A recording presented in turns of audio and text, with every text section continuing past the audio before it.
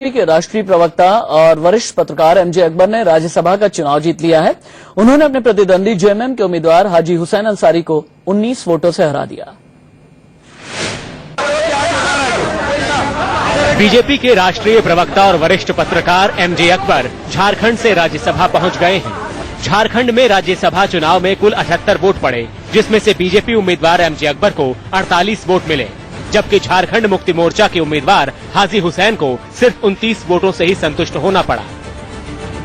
जीत के बाद राज्यसभा सांसद एमजे अकबर ने पार्टी को शुक्रिया कहा और राज्य के विकास के लिए काम करने का भरोसा दिया।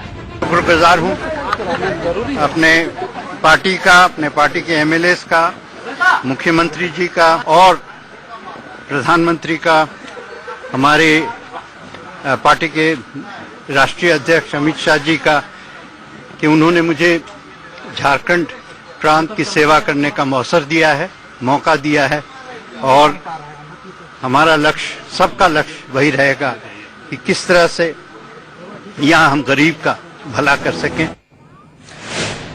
और इस वक्त एमजे अकबर एक प्रेस कॉन्फ्रेंस भी कर रहे हैं, सीधे लिए चलेंगे।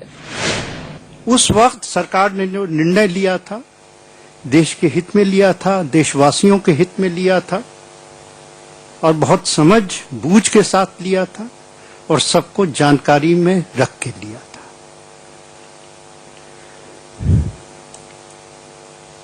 तीसरा प्रश्न तो मैं समझता हूं कि समय टोटली इररिलेवेंट बना दिया। वाकई जब कुछ कहने को नहीं होता है तो वही बार बार कितनी बार आप उसी बात को उठाएंगे, टोटली इररिलेवेंट है। जब किसी को कुछ कहने को नहीं होता है तो राइट की बात उठा देते हैं। गुजरात की राइट के बारे में सिर्फ इतना आपको बता दूं, ये बात अलग है कि 4 इलेक्शंस हो चुके हैं, जनता की राय क्या थी उस पे। लेकिन एक बात मैं जरूर कहना चाहता हूं कि 10 साल कांग्रेस सरकार ने, सोनिया जी की सरकार ने पक्षीय जितना इन्वेस्टिगेशन करना था हर तरह का इन्वेस्टिगेशन कर लिया। कोई ऐसी दर्जे की इन्वेस्टिगेशन नहीं थी नीचे से लेकर सुप्रीम कोर्ट तक जो नहीं हुई।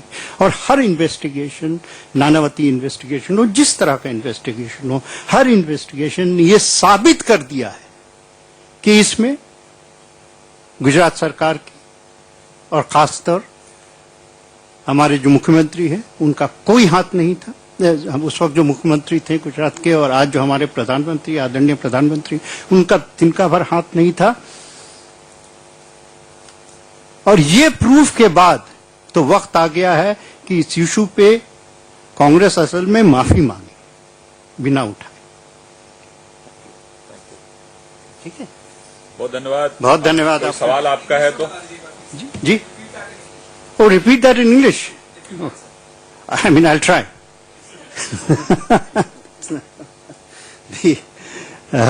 Well, we began with the issues that were related, the Congress has raised vis-a-vis the first the Syed Salahuddin matter. On the issue of Syed Salahuddin, we want to say very categorically, very unequivocally, without the least hesitation, that the government of Prime Minister Atal Bihari Vajpayee had absolutely nothing to do with that decision. If such a decision was made, it was made by Dr. Farooq Abdullah, and you are most welcome to ask Dr. Farooq Abdullah, who in fact is a very great ally of the Congress, a very great existing ally of the Congress. Maybe the Congress should ask its friends before it asks its opponents. Second was the issue of Kandahar. On Kandahar, the Congress has a very convenient memory. It's regrettable, but perhaps they have occasional lapses of amnesia when it suits them.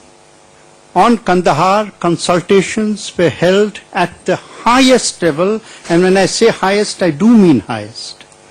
At the highest level by senior leaders of NDA. It was a national crisis. In the spirit of the Vajpayee government, consultations were held with all the parties. Everybody was kept in the loop. And on this question, since the Congress has raised it, I challenge the Congress to answer one question. Should those 400 plus Indians have been allowed to die? Please ask them this question and please ask them to respond. Third, on the issue of the riots, I think time as well as all that has happened has made that question completely irrelevant. Completely irrelevant.